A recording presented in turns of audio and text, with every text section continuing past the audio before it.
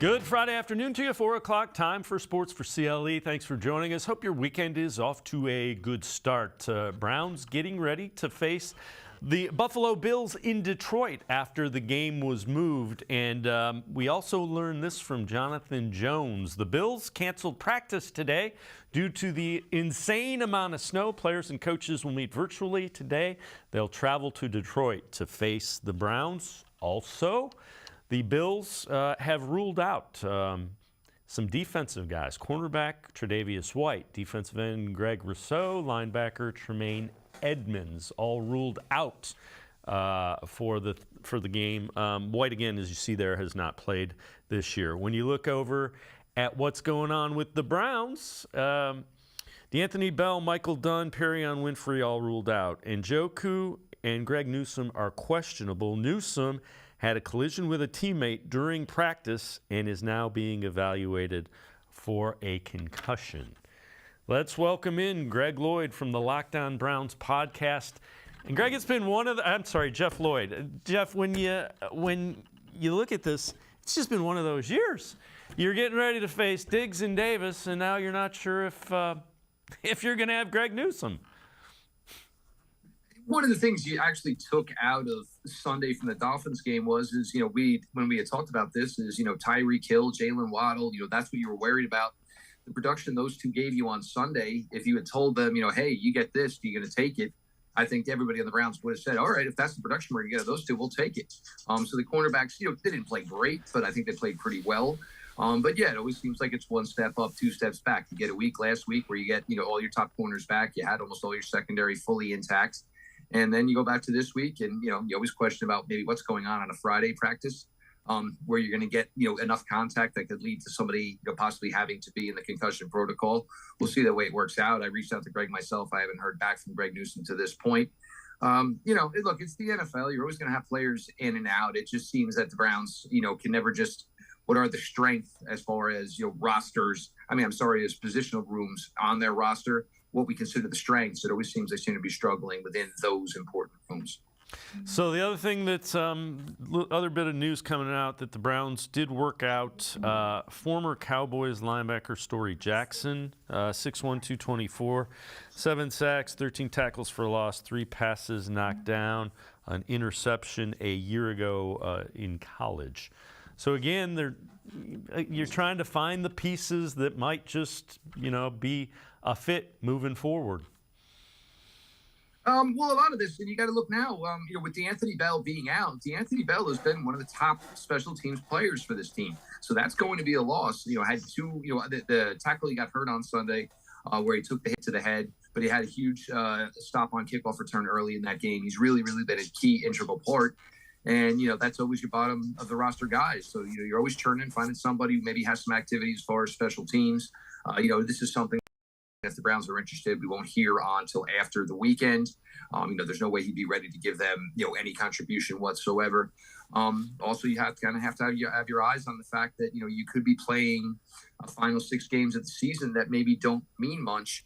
And if there's players on this current roster you're going to move on from, you might as well get the go-ahead and, get some guys in here to get at least a look at them, and see if, at least they're going to be part of your off-season roster guys you want to spend some more time with, maybe going to OTAs, things of that nature as, you start to look together to put together a roster for 2023.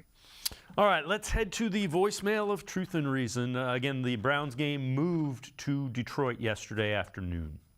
Hi, this is Rico. With the game being moved to Detroit inside of a dome instead of being out in the elements, mainly snow, are we now at a disadvantage versus the Bills? Because in my opinion, now the Bills can take advantage of the speed and basically their whole offense is available to them now. And with our defense playing as poorly as it has, I'm extremely concerned with now the game being at a disadvantage for the Browns. What are your thoughts? Thanks. Go Browns. And as always, appreciate all the voicemails. Yeah, the Bills are more dangerous without question when they neutral site and you're not going to have weather conditions. That passing game's pretty good. Josh Allen's really good. Well, I think, look, of course this was, the case. And, I'm sure there's a small part of the fan base that, trying to stick it to the Browns. Look, you got a city with 48, 60 inches of snow, whatever it's going to end up being. The last concern of that city should be getting the snow out of a football stadium to host a game. I mean, you're talking about people with snow covering their doors. You got to make sure you can get everything taken care of, keep everybody safe. You should not be concerned about opening up a stadium for a football game on Sunday. Yes, it's a disadvantage to the Browns, but it's a huge also disadvantage to the Buffalo Bills. These players haven't been able to get to the facility. Several Buffalo Bill players have been sick this week. You can't get to the weight room. You can't get your normal work in that way. I know Josh Allen, the weight room is a big reason he was able to play the way he did last Sunday against Minnesota. He's working on rehabbing whatever's going on with that right arm as far as strength training, trying to get as strong as possible. So there's a lot of disadvantages here for the Buffalo Bills. But yes, if they can get out of Buffalo on Saturday and make their way to Detroit, playing this game inside of a dome. And by Sunday, even if they had tried to, most of the snow would have been out of there. You would have been worried about high winds, which would have affected the passing game as well.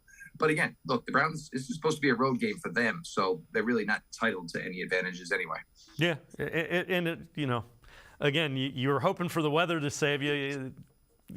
Browns are going to have to do it on their own if they're going to win this one. They're not going to get any help from the elements. All right, let's head back to the voicemail of Truth and Reason. Another interesting call. I just want to talk about Kevin Stefanski real quick. Let's face it, y'all. He's an offensive coordinator. Everything about him is an offensive coordinator. And I like the guy, but he's an offensive coordinator. He's not a head coach. Now, I'm going to throw something at you probably. I know you're going to tear it up anyway. How about going to get Jim Harbaugh from Michigan? If you look at that team right now, they're built to do what the Browns should be doing. The players we have fit that scheme, and he's using it. And another good thing about him, he knows how to motivate his people. He gets his people ready. You don't see a lot of penalties and all that stuff. Other thing is, his younger brother is in this division. I mean, that's got to be good for a game or two per year. And he kind of reminds me of Marty Schottenheimer in a way, just the way his aura is. That's what I wanted to say, man. I think they really should go ahead and get Jim Harbaugh. I think he'll fit right in. I think, he'll take these players and he'll put them in that position because he's already doing it right now. And, he knows a lot of college players who are good coming out. That's all I got to say. Thanks. As always, appreciate all the voicemails.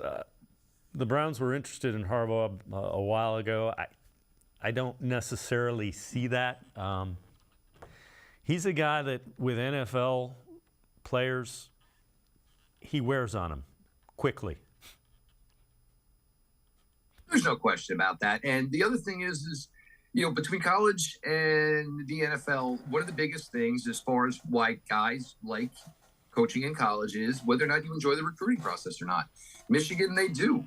And the other thing is when you're in the Big Ten and, you can recruit like Michigan does, you are going to be a top program every year. So, yeah, you can play some teams week in, week out and shove the ball down their throats. What happened when Michigan got to the college football playoffs last year?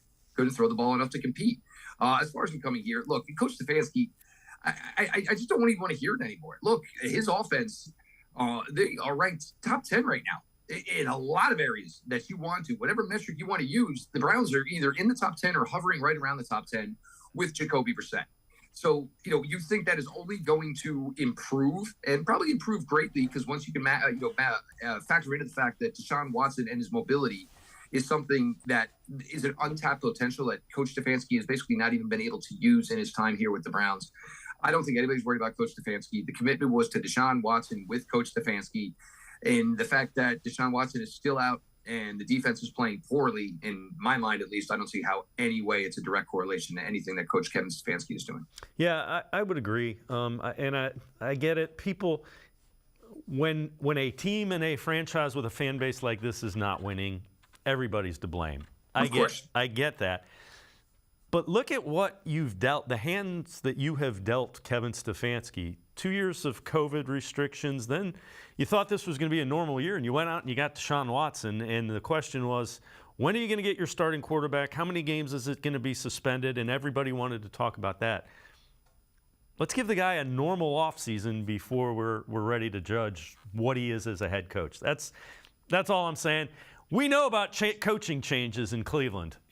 It hasn't worked out for us. No, you can't can't keep doing the revolving door thing. And as much as everybody, every week he puts the onus on himself.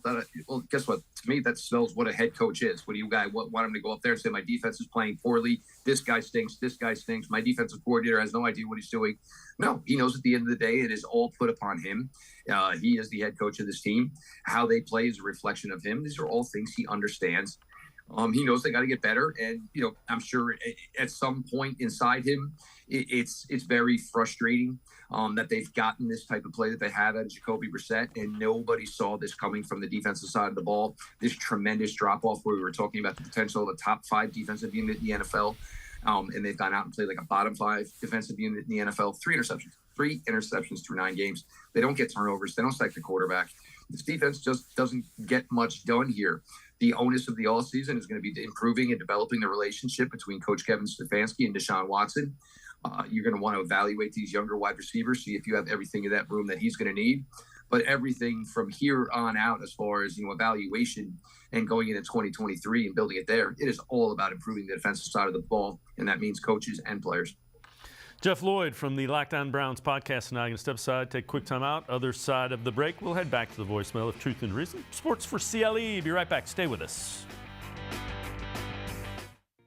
The Ohio Lottery Partners in Education program recognizes role model students and teachers from across Ohio. Nominations can now be done completely online. To nominate a deserving teacher or student, go to ohiolottery.com. In the About section, find Partners in Education. There you will find links to the nomination forms. Students, kindergarten through 12th grade, can be academic all-stars. Teachers can be honored as a Teacher of the Month. The Ohio Lottery Partners in Education, where stars shine. The Greater Cleveland Sports Hall of Fame celebrates the star athletes and notable sports figures who were born or have made their home in Greater Cleveland. It tells the story of discipline, commitment, perseverance, sportsmanship, and excellence in achievement. It encourages and inspires those who believe in sport and its direct impact on the well-being of our community. Go to clevelandsportshall.com or follow us on Twitter at GCLE Sports HOF for more details.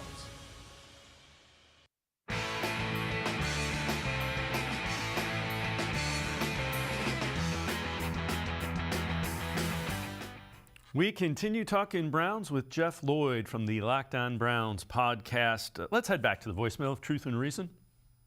Dave, I would like to ask all Browns fans, are you shocked with this season so far? We started the season with high expectations, even though we knew Deshaun Watson would be out for a while. Dave, this season reminds me of a fancy new car driving down the road, going slow, swerving right and left, missing stop signs. We, the fans, shout out, you got to do something. The owner of the car, the driver, the coach that runs the car, feels unconcerned, saying, we're waiting on a bigger motor to put in and everything will be fine. But the reality is the brakes will still be bad and need replaced. The safety devices need to be replaced. The windshield wiper needs replaced so everyone can see clearly. And the biggest concern, the driver. Do they know how to handle the larger motor? Will it end up getting to the finish line safely, or will there be a huge crash?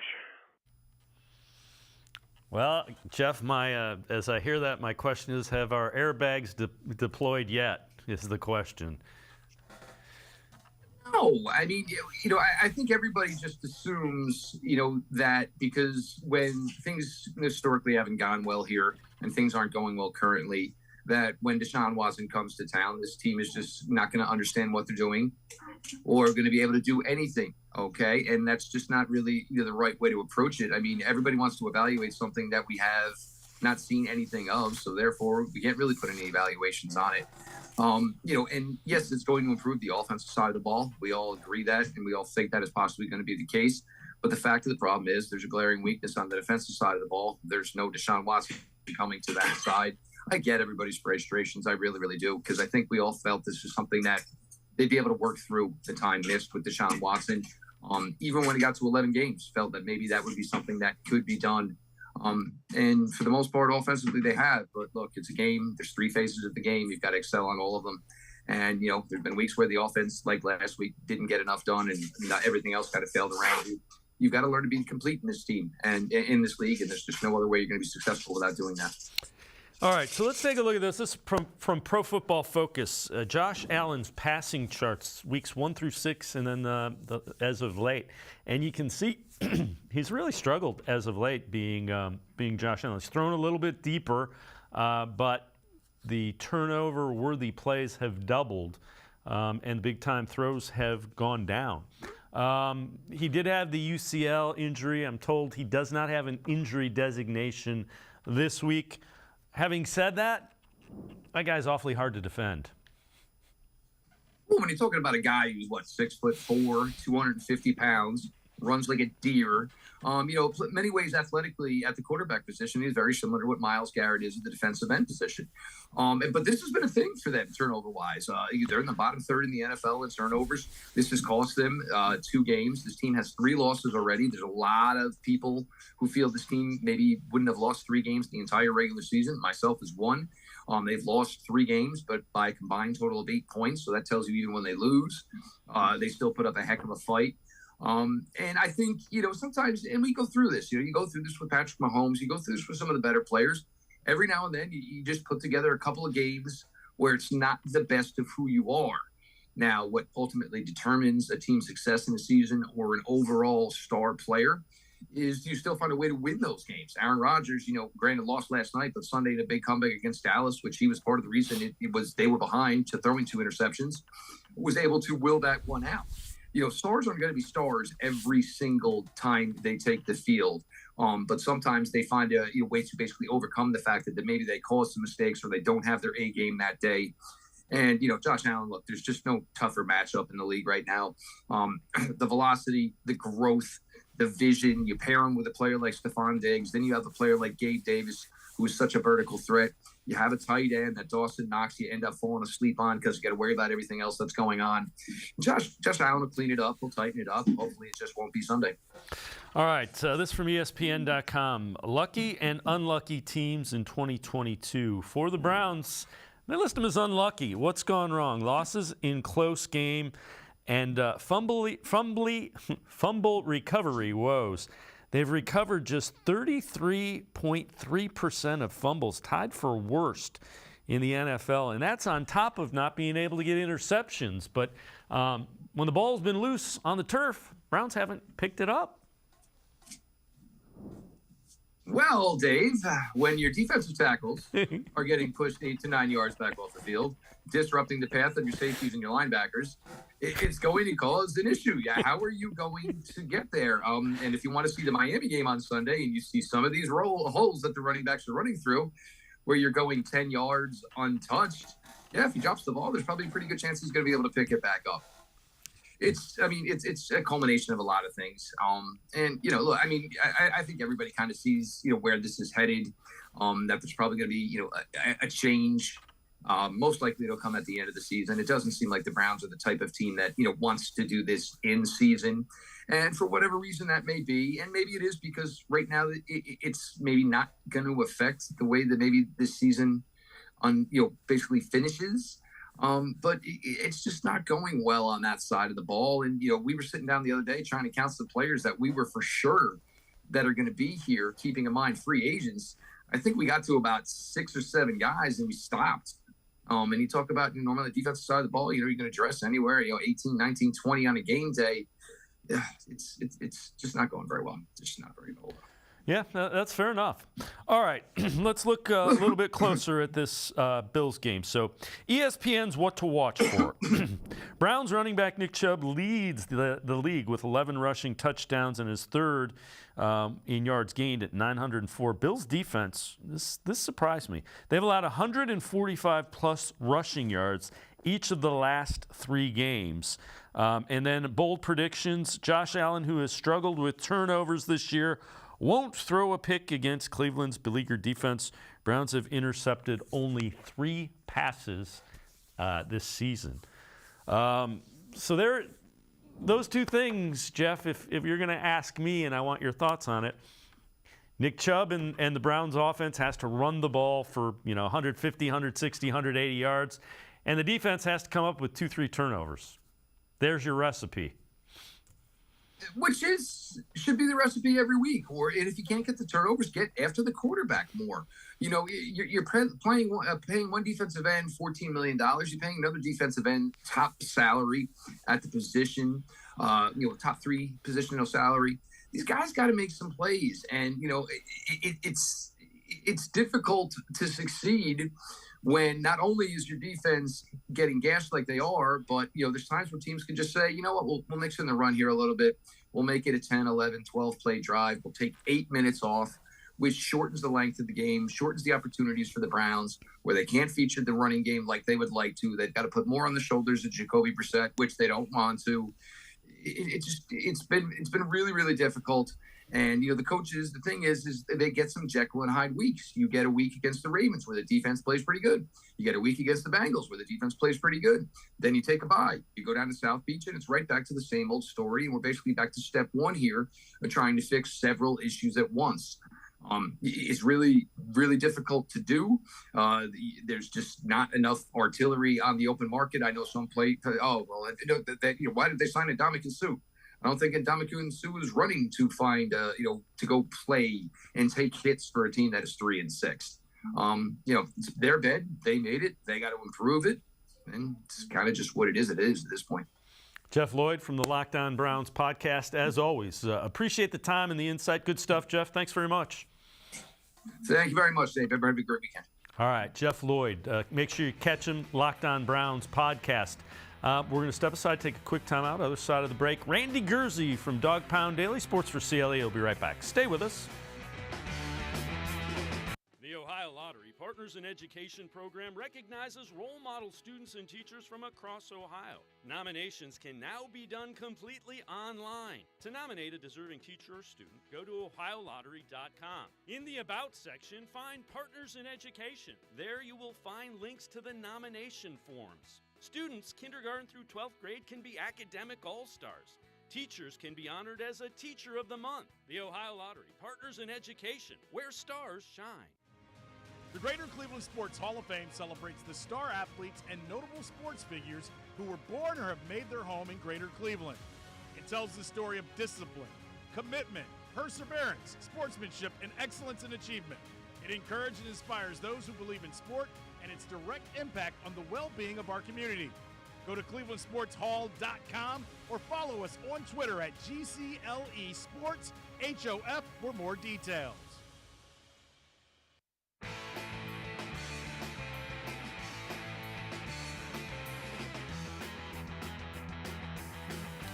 We continue talking Browns here on Sports4CLE. Let's head back to the voicemail of Truth and Reason.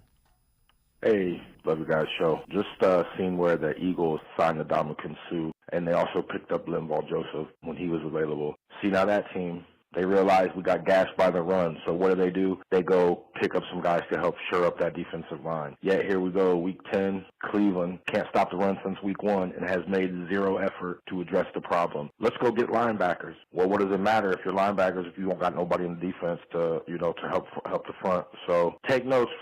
Andrew Berry, you came from Philadelphia. You see how he builds to win. He wants to win. You haven't addressed any of the problems all year. Go Browns. As always, appreciate all of the voicemails.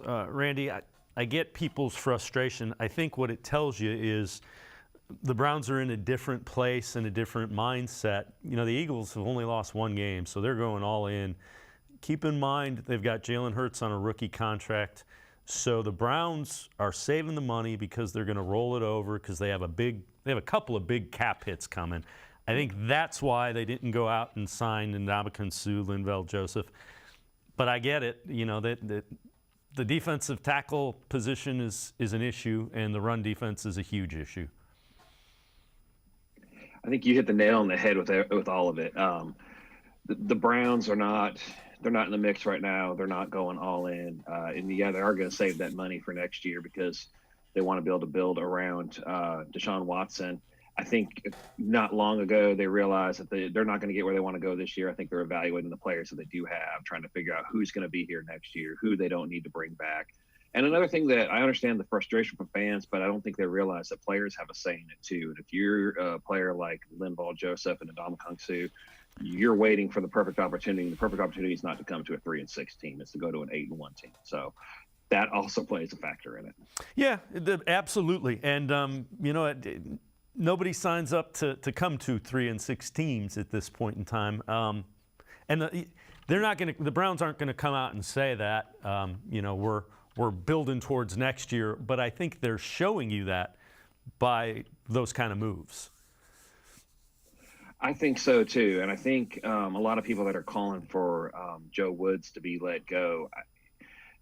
I'm not 100% sure that he's going to be back next year. I don't think it would make sense to get rid of him now. You bring in a new coordinator, they're going to need all their own new guys. They're going to need people that fit their scheme. The players that they have right now fit what Joe Woods wants to do. Chances are in the offseason is when we're going to see changes. We'll probably see them looking for a new defensive coordinator and trying to find defensive tackles and linebackers, et cetera, that fit what that guy wants to do.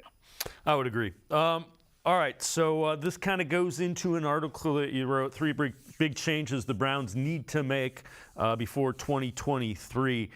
Number 3, improve the linebacking core. And Anthony Walker went down, and it hasn't really been effective since that point. Everybody thought Jacob Phillips was going to take a step. I'm not sure he's a long-term piece here. No, and it's really disappointing because I thought he was not only going to take a step, I thought he'd be one of the better linebackers, if not in the NFL, at least in the AFC. He has all of the tools. He's got all that potential, but he can't stay healthy. When he has stayed healthy, he really just hasn't put it all together. They do have JOK, who I think is going to be really good. Sione Takitaki, they need to bring back. He's really always been a very undervalued player, but he's gotten a chance to shine recently. I think the biggest thing for them is going to be finding somebody that can replace Anthony Walker if they're unable to bring him back, and then just getting some depth because they've seen that the injuries are going to continue to be an issue. They need people that can step in and play better than what they've seen out of replacements like Jacob Phillips.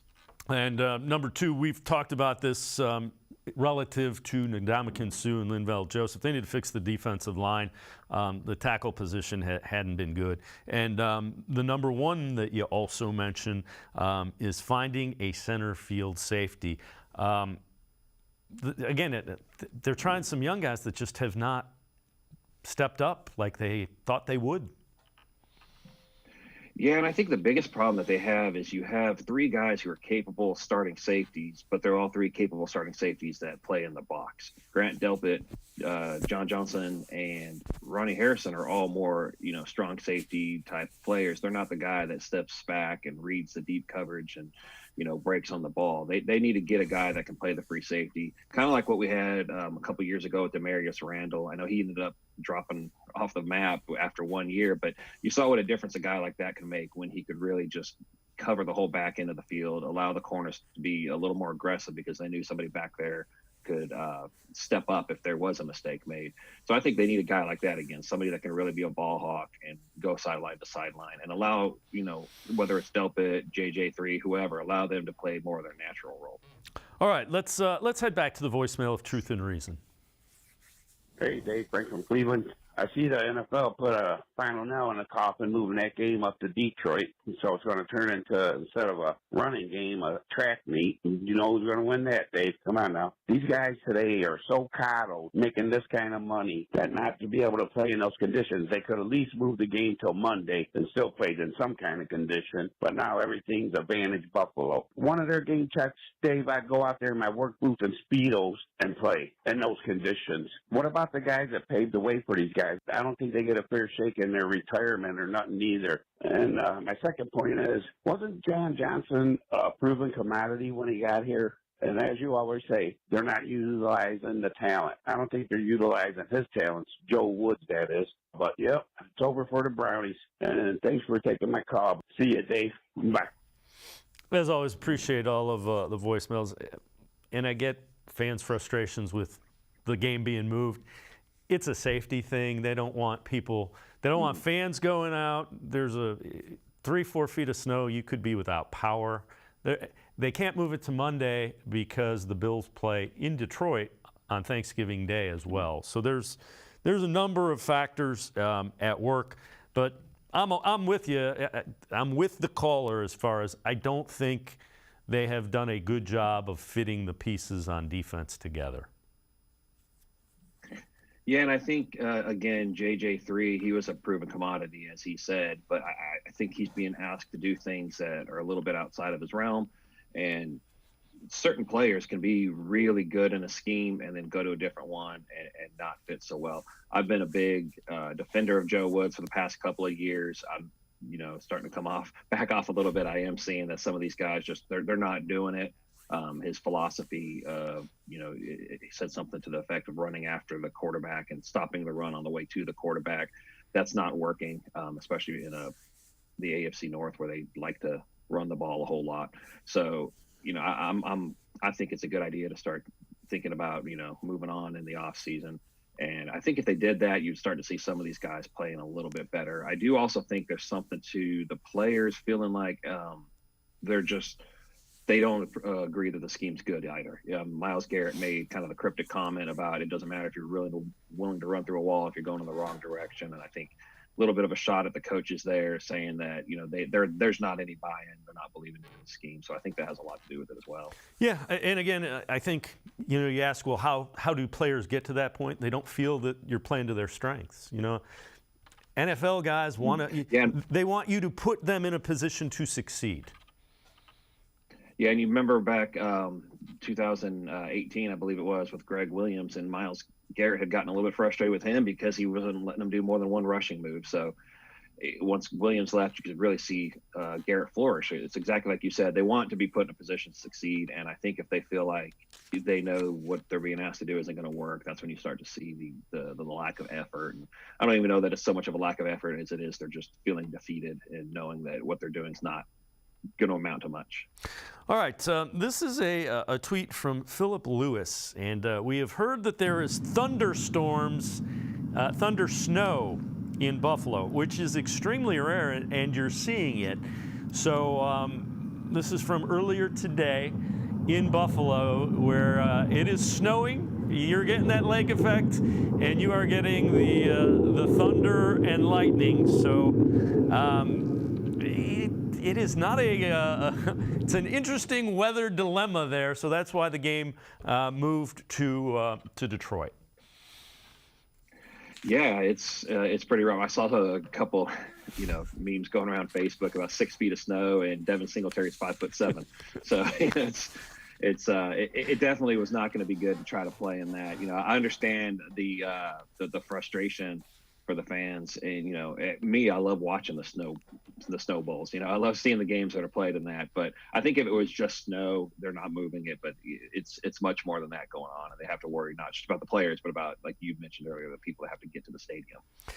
Randy Gurzi and I are going to step aside, take one more time out. Other side of the break, we'll dial it in a little closer with this Bills game. Some reasons the Browns might be able to beat the Bills, and some bold predictions from Randy in Week 11 for the Bills game. Sports4CLE, be right back. Stay with us. Come back to go forward. Back to learning new things. Back to pursuing your dreams.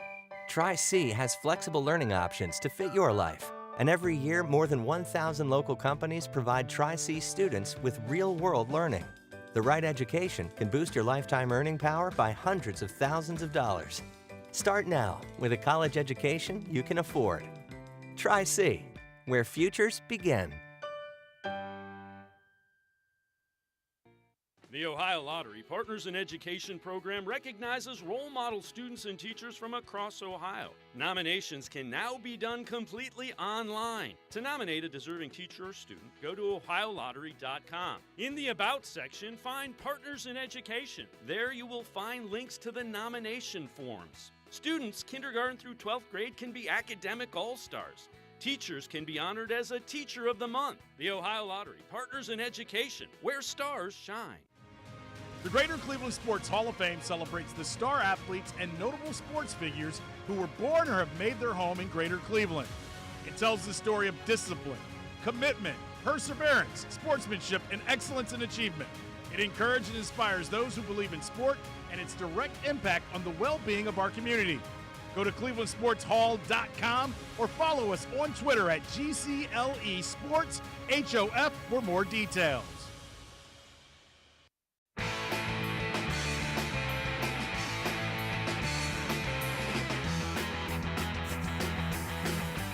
We continue talking Browns with Randy Gurzi from Dog Pound Daily.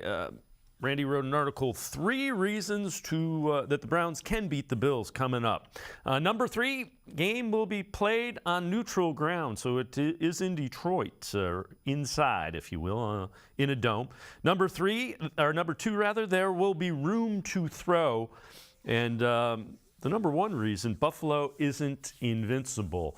And Randy, along those lines, Bills have lost a couple in a row, so they might be a little desperate, actually. Yeah, and that might not play well to the Browns' favor, because you don't ever want to play a team that is desperate. But they have lost a couple games recently by 3 points in each of them, and it's been fourth quarter meltdown. So they're not invincible. They can be beaten. They're still definitely one of the most well-rounded teams. They're favorites in the AFC still, but they've shown that you can get wins against them. And I know the voicemail earlier, they were upset about it being in the turf, being indoors, and yeah, that really doesn't help the Browns since in the snow game they weren't able to use the speed of Gabe Davis and Stephon Diggs. That's going to be a big issue for them in this game, but it's also going to be closer to Cleveland. The fan base always travels well. I know they still would have traveled to Buffalo, but that fan base is crazy too. So I think they would have had a hard time overtaking Buffalo. But I think we're going to see a lot of the orange and brown in Detroit, which could give them a little bit of a boost. All right. Along those lines, you also have 5 bold predictions for Week 11 for the game against the Bills. Number 5, this is not a great one. Cleveland's offensive line gives up 4 sacks, and we need to point out Von Miller's there. This defense is pretty good. Yeah, and I think the very first sentence I put there is not every prediction can be a fun one. And right now the tackles for Cleveland aren't playing very well. Jedrick Wills struggled last week. Jack Conklin's been spectacular since signing, but he really struggled against Miami. And like you said, you got Von Miller, you got Greg Rousseau, AJ Epinesa, Boogie Basham. This team is really, really deep on the edge, so I think that's not going to be a positive for the Browns, unfortunately. All right, number 4, Jadeveon Clowney will have a breakout game for the Browns, and that would go a long way towards helping the Browns in this one. Yeah, Clowney is one of those guys that I think people just look at his numbers and they don't give him the credit that he deserves. I know he doesn't have a lot of tackles this year, and I think it's only 1.5 sacks, but he's in the top 40 according to Pro Football Focus for defensive ends, and he's actually graded higher this year than he was last year. You see that he had 9 sacks last year, so you automatically assume it was a better season, but he's playing really well. He's probably the only guy on that defensive line that's consistently doing his job against the run. That's never the thing people want to see when you're a defensive end. They want to see you get the sacks, but he's the guy who, he sets the edge against the defense, keeps the running back inside. Unfortunately, the running back goes inside and the defensive tackles can't do anything, but he's doing his job and he's doing it really well. And I think that going up against Spencer Brown, who's one of the few weak links on Buffalo's offense, I think he could have a good game. All right, number 3, and we'll group some of these together. So you got Kareem Hunt rushes for 2 touchdowns. The Browns defense will get 2 picks. That is something they have struggled mightily with. And number 1, there will be 400 total yards on the ground. Let's go back to that defense getting 2 picks. I think if that happens, it might be if that happens, there's a chance. Let's put it that way. And that's what's been happening with Buffalo. Josh Allen is one of my favorite quarterbacks to watch. The guy is incredibly talented. He can thread the ball through the needle. He's learned to put a lot more touch on the passes when he needs to. He's just become a great all-around quarterback, but sometimes his confidence is causing him to throw passes that he shouldn't. And we saw that against Minnesota, where he threw one in the end zone, then he threw another one when they were trying to get into I think they were inside the 20, trying to score the touchdown instead of go for the tie in overtime, and it was picked off. He also fumbled the ball on the snap that allowed Minnesota to take the lead with about 40 seconds left in the game. So he's made a few mistakes like that. I believe it's been 3 games this season that he's had at least 2 interceptions. It might be 4. But he's shown that he's, as good as he can be. He'll put the ball up for grabs. And I know Cleveland hasn't been good in that area at all this season, but I feel like eventually the dam's got to break and they're going to be able to get a couple. Yeah, I would agree. Those things tend to come in bunches, and the Browns need them to come pretty quickly. You mentioned the 400 yards total offense. I think an underappreciated or even under-recognized thing about Josh Allen is he is a threat to run. I mean, he is big, and he is physical, and he's a good enough athlete. He's a problem running the football, and the Browns have to be aware of that. Yeah, and when I had originally wrote those predictions, it was before the game got moved to Detroit. So maybe they don't get the 400 yards between the two teams anymore, but that was one of the things that I was talking about in there is that Josh Allen, he leads their team in rushing yardage and in rushing touchdowns. And I know in the snow game, you're not going to be able to get as much traction and run as fast, but you would have Nick Chubb on one side, Josh Allen on the other side, who would both be complete bulldozers. I mean, Josh Allen is, 6'5" and 240 pounds, something like that. And he's fast once he gets out in the open. But yeah, he's a guy that it can be really frustrating to play against him because you can do everything right. You can have the coverage right. You can get in there, get pressure on him. And then he sees a crease and he takes off, and he could, take the ball to the other side of the field in the blink of an eye. Yeah, and that is a very real possibility and something the Browns defense is going to have to guard against. Randy Gurzi, as always, appreciate the time and the insight. Thanks very much, Randy. Thank you for having me. Randy Gurzi, make sure you check him out. Dog Pound Daily, some really good stuff, especially leading up to this game against the Bills.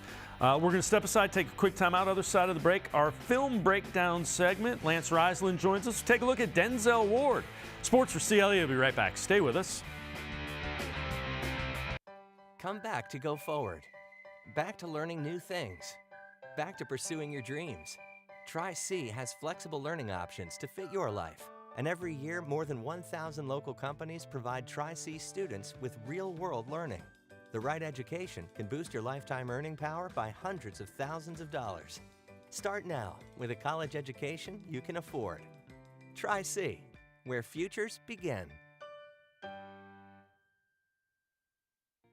The Ohio Lottery Partners in Education program recognizes role model students and teachers from across Ohio. Nominations can now be done completely online. To nominate a deserving teacher or student, go to ohiolottery.com. In the About section, find Partners in Education. There you will find links to the nomination forms. Students kindergarten through 12th grade can be academic all-stars. Teachers can be honored as a Teacher of the Month. The Ohio Lottery Partners in Education, where stars shine. The Greater Cleveland Sports Hall of Fame celebrates the star athletes and notable sports figures who were born or have made their home in Greater Cleveland. It tells the story of discipline, commitment, perseverance, sportsmanship, and excellence in achievement. It encourages and inspires those who believe in sport and its direct impact on the well-being of our community. Go to clevelandsportshall.com or follow us on Twitter at GCLE Sports HOF for more details.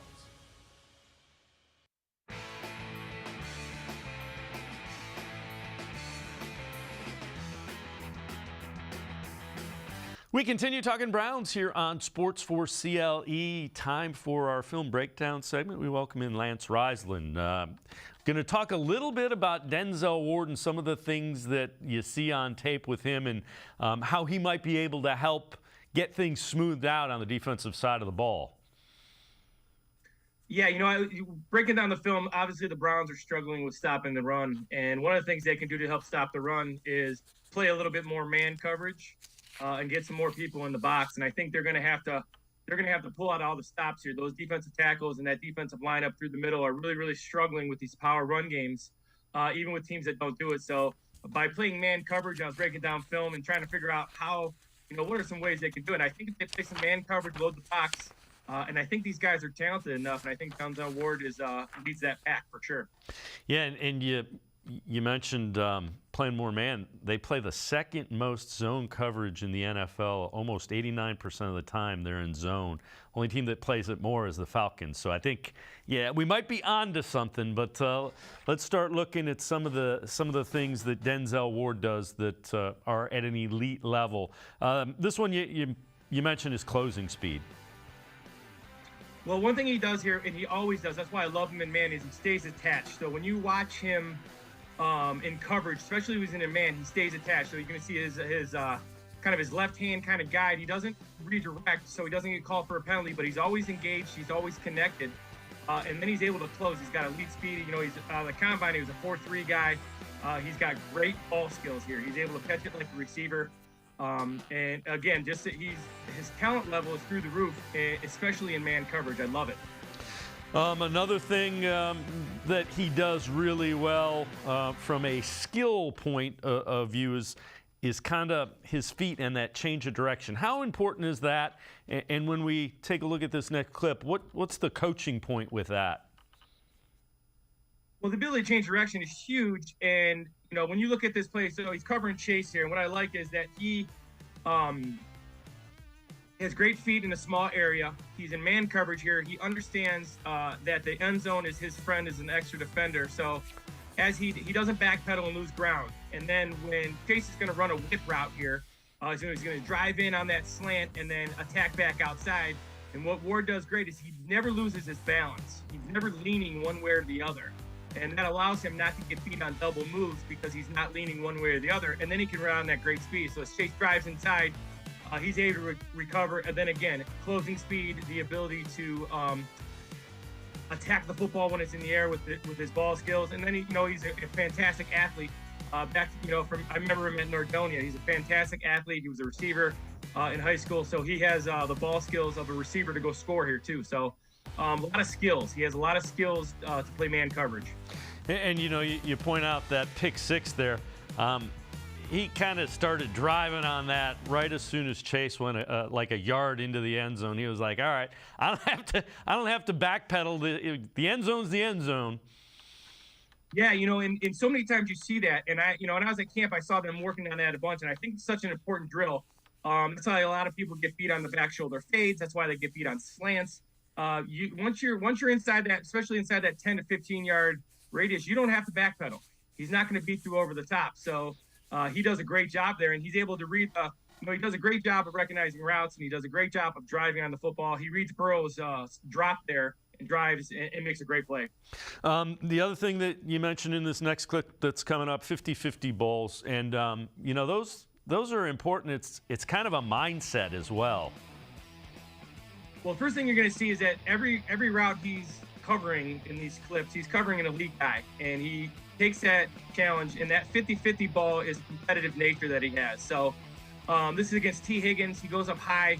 I love the left hand in the second part of the video. Again, you can have your hand on him without disrupting the route, and they won't call you for a penalty. And it just kind of helps him. He high points the ball. He uses the right hand, which allows him not to get pass interference here. And he's very, very competitive. And so I like him against these top guys. I like him in man coverage again, and I like him being in man so he can help the defense load the box and stop the run. And again, it's kind of a mindset. The ball in the air, he feels like it's his. And again, T. Higgins, remember, that's a 6'5" guy. He's given up 4 or 5 inches to that guy, and still able to be physical enough at the point of attack, if you will, with the ball. I've watched him a long time, as most of us in Northeast Ohio have.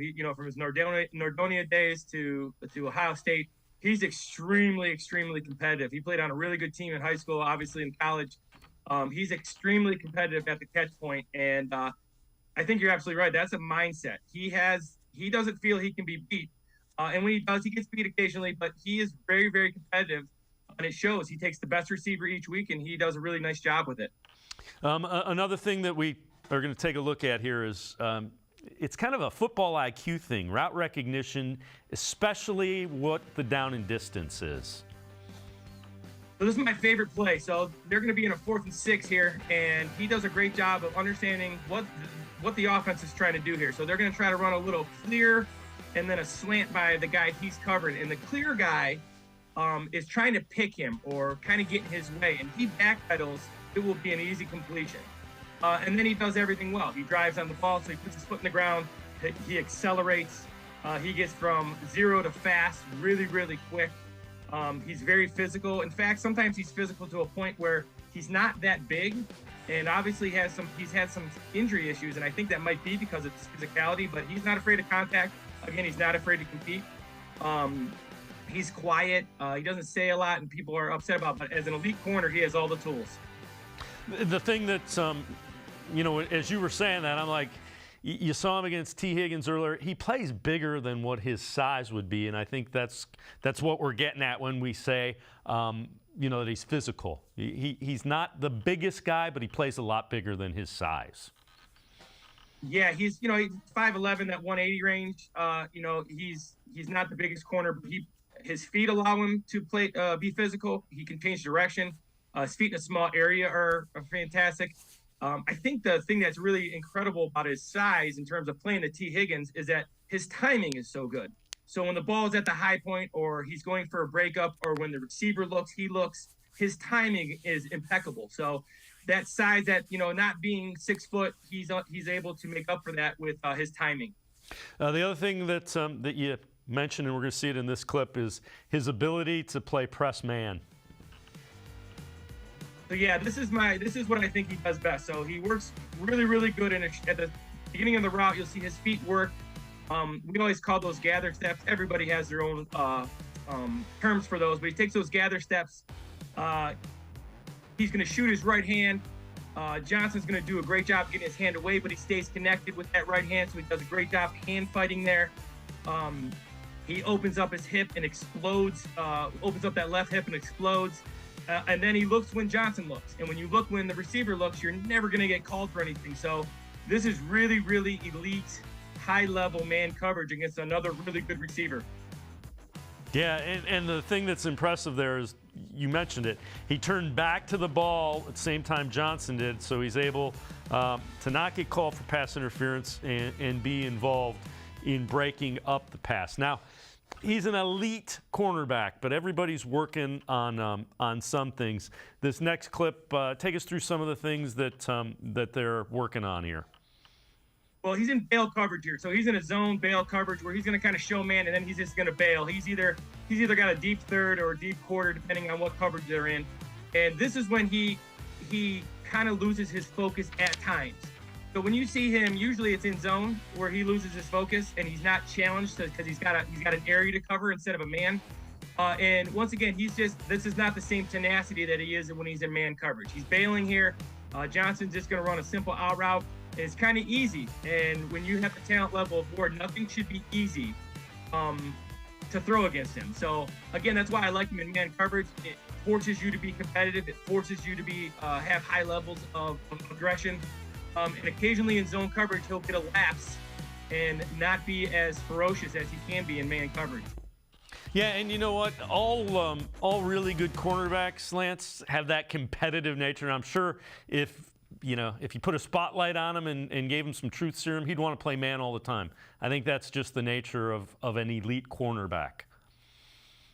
Yeah, sometimes in that zone coverage, what they got to do is they got to take their mentality and kind of bring it to the zone coverage. Because again, if you look at that route, that's just a comeback route. So in his mind, he's got to have the confidence to know that guy can't beat him deep because he has elite speed, and kind of treat it as man coverage. And I think it's more of mentality in that zone coverage where there's a lax. And I don't think it's him. I think like you said, I think it's all elite corners. So they have to bring the same mindset to zone coverage as they do to man. Lance Reisland, as always, great stuff. Appreciate the time and the insight. Thanks very much, Lance. As always, thanks for having me. Lance Reisland, make sure you check him out, cleveland.com, as well as the Plain Dealer. Some really good breakdown today. We're talking about Denzel Ward. We're going to step aside, take a quick time out, other side of the break. This week's Shining Star. Sports4CLE, we'll be right back. Stay with us. Come back to go forward. Back to learning new things. Back to pursuing your dreams. Tri-C has flexible learning options to fit your life. And every year, more than 1,000 local companies provide Tri-C students with real-world learning. The right education can boost your lifetime earning power by hundreds of thousands of dollars. Start now with a college education you can afford. Tri-C, where futures begin. The Ohio Lottery Partners in Education program recognizes role model students and teachers from across Ohio. Nominations can now be done completely online. To nominate a deserving teacher or student, go to ohiolottery.com. In the About section, find Partners in Education. There you will find links to the nomination forms. Students kindergarten through 12th grade can be academic all-stars. Teachers can be honored as a Teacher of the Month. The Ohio Lottery, partners in education, where stars shine. The Greater Cleveland Sports Hall of Fame celebrates the star athletes and notable sports figures who were born or have made their home in Greater Cleveland. It tells the story of discipline, commitment, perseverance, sportsmanship, and excellence in achievement. It encourages and inspires those who believe in sport and its direct impact on the well-being of our community. Go to clevelandsportshall.com or follow us on Twitter at GCLE Sports HOF for more details.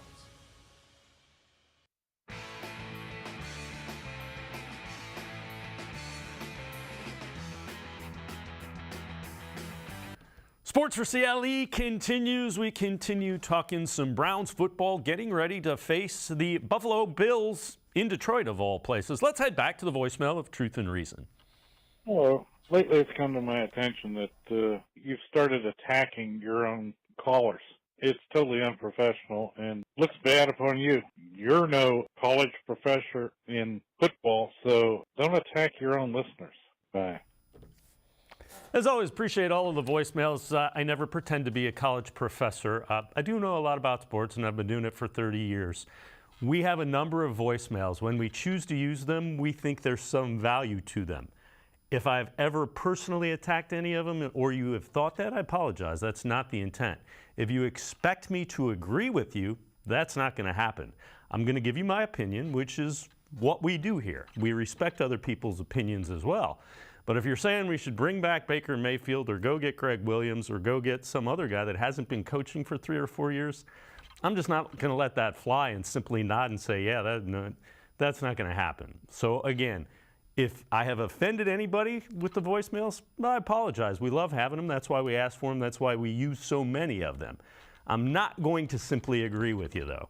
Not going to happen. That's not the purpose of this. So, again, keep giving us the voicemails, and we'll agree to disagree. That's no problem at all.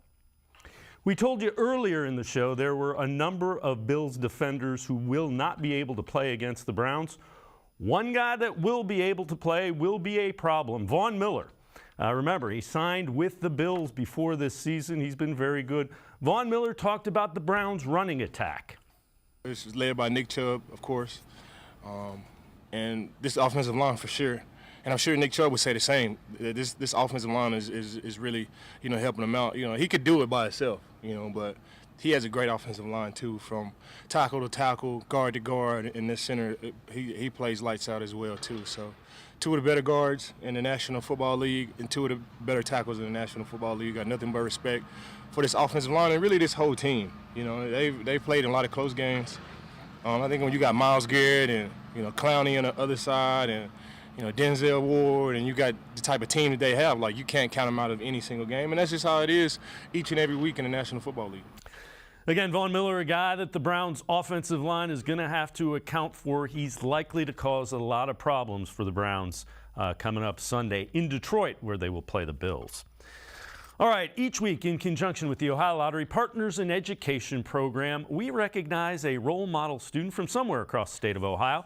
This week we head to Menor High School to recognize Mitchell Waite. Mitchell is a senior. He is not only part of the Menor High football team that will be playing in the regional finals tonight, he's also nearly a 4.0 student in the classroom.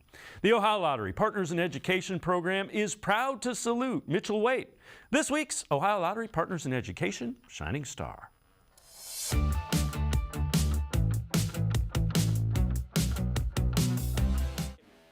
When you think of Menor High School's spread offense, the first thought is they throw the ball all over the field. And there is some truth to that, but the Cardinals also run the ball very effectively. Senior Mitchell Waite is a versatile running back who's getting it done on the ground for Menor. With the spread offense, the passing game almost opens up the run game. So they have to worry about the pass all the time because we do throw a lot, but when the running lane's open, I take advantage of them. I want to make defenders miss. My goal every time is to not let one guy tackle me, not let the first guy get me. So make defenders miss. He has good vision. That vision really improved throughout last year, and he got himself bigger and stronger throughout this year because he's had to carry a huge workload and probably more than what we wanted to do this year. But he's been able to answer that challenge, and he's just been a really solid guy because we've had injuries and a lot of moving pieces and parts up front on the offensive line, and doesn't phase him. He's not one that will ever get too high, too low. He just kind of stays even-keeled, and when he gets that crease, boom, he bursts and he goes, and that's a special thing about Mitchell. Wade is also a part of the Cardinals' passing attack, which has racked up almost 3,000 yards and 30 touchdowns on the season. I think number one is what he provides us in the pass game, whether it's his pass blocking. He's a very good pass blocker from the running back spot, but when we also release him and get into pass routes, he has over 300 yards receiving through the year, and that's hard to do from the running back spot. So he's been very dynamic for us at the running back position, both running and throwing, and in his pass blocking. In practice a lot, I work with the receivers sometimes just to work on my hands and stuff like that. So I like to be a kind of a dual threat running back, passing and running. That same mindset of trying to do the right thing and working hard carries over into the classroom. Mitchell carries close to a 4-point grade point average and doesn't let up on his academics. I'd take them more important than anything because, like, without the grades, you can't go anywhere. I mean, so I focus on the classroom a lot more than anything else. I want to study in engineering. I was thinking civil or architectural. I just like really math and science, and I like just that field. It's just interesting to me, and I have the grades to do it. What do you like about math, science, and engineering?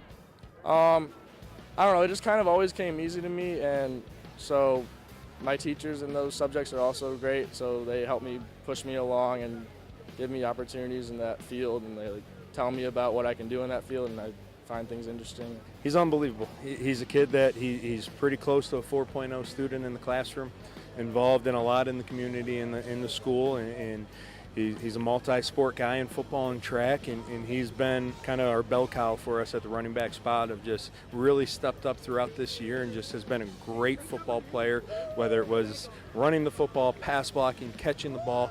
He's done it all for us throughout the year, and just cannot say enough great things about what Mitchell is as a young man, how he conducts himself, what he does. We challenge our guys all the time about being the best version of themselves in every facet, and Mitchell is a kid that really personifies that because of he's top-notch in every aspect. If you know a student who deserves recognition, we want to hear about them, and you can nominate them completely online. Go to OhioLottery.com. Find the About section. Click on Partners in Education. There you will see links to nomination forms. Nominate that student as an academic all-star, and they could end up being featured as our next shining star. Well done, Mitchell Waite. Playing tonight in that regional final game against St. Ed's will be his Mentor Cardinals. That's going to do it for this edition of Sports4CLE. We will see you back here Monday at 4 o'clock. We will talk plenty about the Browns-Bills game and moving forward as the Browns get ready to face the Tampa Bay Buccaneers, the final game before Deshaun Watson will be eligible to suit up at quarterback. Have a great night, everybody. We will see you Monday at 4 on Sports4CLE.